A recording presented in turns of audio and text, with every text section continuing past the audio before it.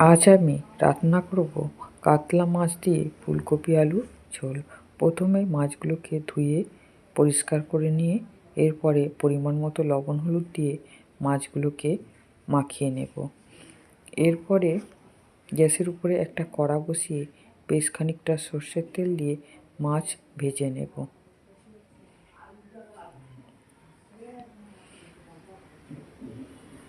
মাছ ভাজা বসিয়ে আমি মাছে দেওয়ার জন্য মশলাটা রেডি করে নেব। দেব 1 চামচ গোটা জিরে, 4টে শুকনো লঙ্কা, 2টো টমেটো, 1 ইঞ্চি আদা, 2 থেকে 3 কোয়া রসুন দিয়ে ভালো করে মিক্সিতে বেটে নেব। মিক্সিতে বাটার সময় তরকারিতে দেওয়ার মতো পরিমাণ মতো লবণ দিয়ে দিয়েছি। এরপরে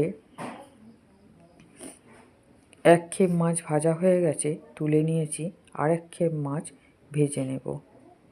ভালো করে মাছ ভাজা হয়ে গেছে, সমস্ত মাছ তুলে নেব।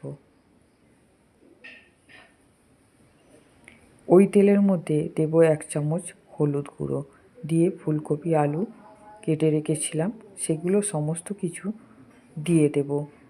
দিয়ে ভালো করে নেড়ে চেড়ে ভেজে নেব।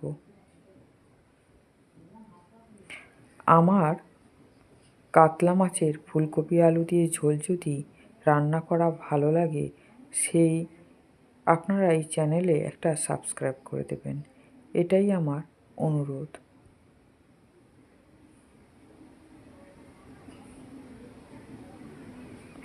এরপরে 2টো তেজপাতা ফোড়ন দিয়ে দিলাম, দিয়ে আর দিলাম 2 চা চামচ গোটা জিরে, দিয়ে ভালো করে নেড়ে চেড়ে নিয়ে দেব 2টো পেঁয়াজ কুচিয়ে রেখেছিলাম, দিয়ে দেব। দিয়ে ভালো করে পেঁয়াজ ভাজা হয়ে যাওয়ার পরে দেব হলুদ গুঁড়ো 1 চামচ। এরপরে অল্প একটু চিনি দিয়ে দেব। দিয়ে ভালো করে নেড়ে চেড়ে নিয়ে বেটে রাখা মশলাটা পুরোটাই দিয়ে দেব। দিয়ে ভালো করে মশলা কষিয়ে নেব। এতে আর লবণ দেব না, মশলা করার সময় মিক্সির জারে লবণ দিয়ে দিয়েছিলাম। এরপরে ভেজে রাখা ফুলকপি দিয়ে দিলাম, দিয়ে ভালো করে নেড়ে চেড়ে কষিয়ে নেব পুরো তরকারিটা।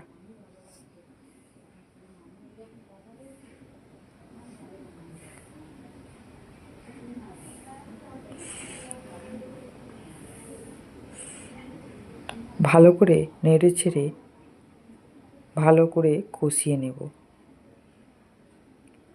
একটু করে ঢেকে দেব।